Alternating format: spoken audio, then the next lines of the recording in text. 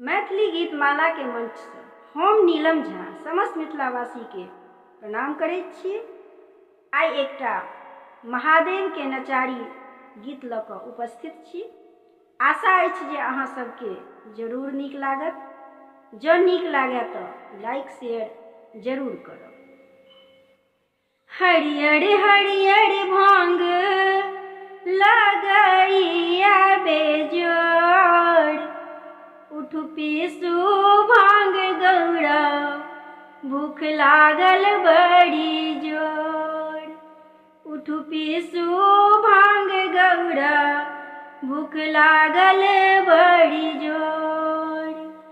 जहिया सो भोला अहाँ घर अयलहुँ, आँख धतूरा छोड़ी किछुओ ने देखलहुँ। कार्तिक गणपति सुतल छथि कोर। उठू पीसू भांग गौरा, भूख लागल बड़ी जोर। उठू पीसू भांग गौरा, भूख लागल बड़ी जोर। सोमक दिन हमर भक्त सब अबैया, रंग बिरंगक फल फूल चढ़बैया।